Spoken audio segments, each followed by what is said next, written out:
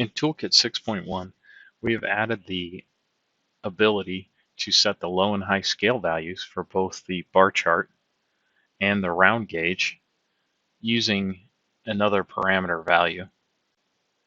So I've got a tool open here with a round gauge on it, and you'll notice in the property grid that the scale low and high values, there's a new editor that we've added, and you can see in the past the scale low and high were only constants. Now we've added the ability to tie them to a parameter.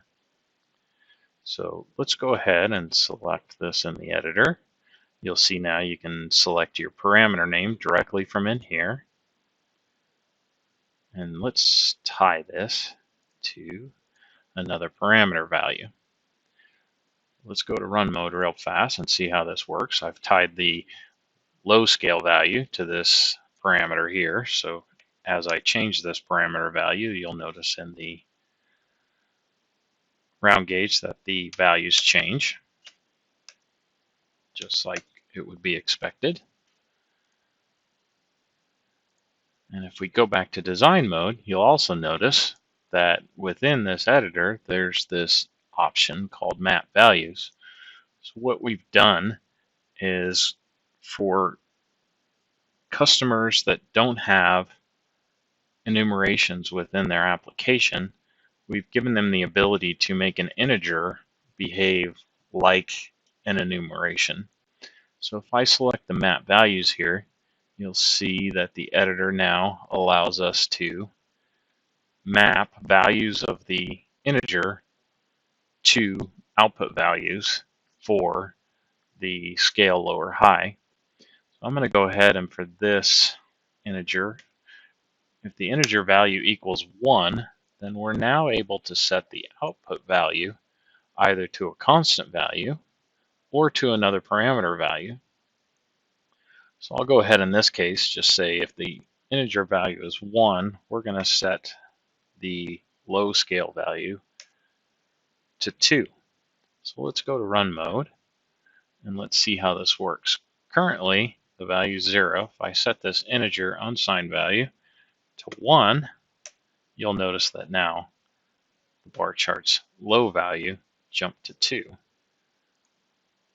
Let's go back and look at this again, and you'll see we have this else value in here, which means that if the integer value is to anything other than the values that have been mapped in here, it will default back to this else value.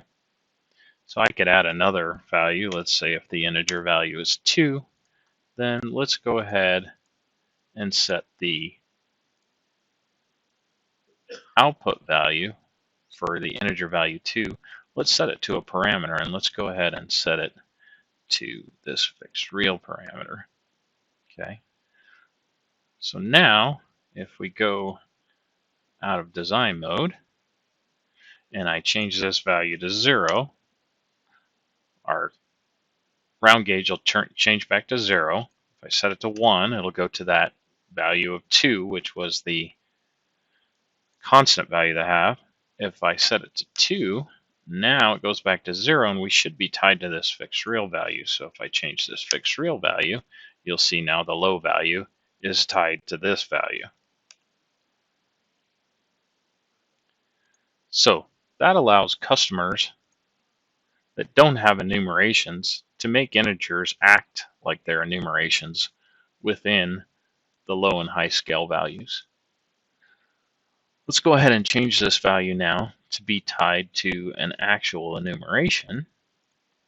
And you'll see now that the editor updates, and rather than setting mappings like we did for the integer value, it now defaults to the enumeration value that's already in the application. So now I can come in here, and for each enumeration value, I can set the values just like I did for the integers. So let's say if the second enum element is selected, we'll go to 2. If the third enum element is selected, let's tie this to our fixed real value. Let's go back to run mode, and you'll see that our value is 0, and we're tied to the first enum. If we go to the second, it's going to change to 2. If we go to the third, it'll change to 5. And we're now tied to this guy.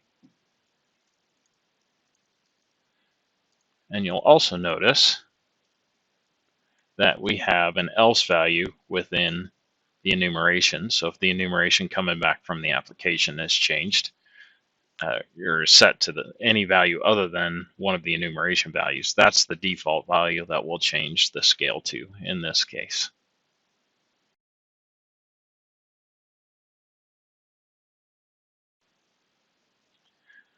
Since we added the new editor for the low and high scale values for both the bar chart and the round gauge, we also decided to go ahead and update the editor for other items in ToolKit that are tied to a constant or parameter value.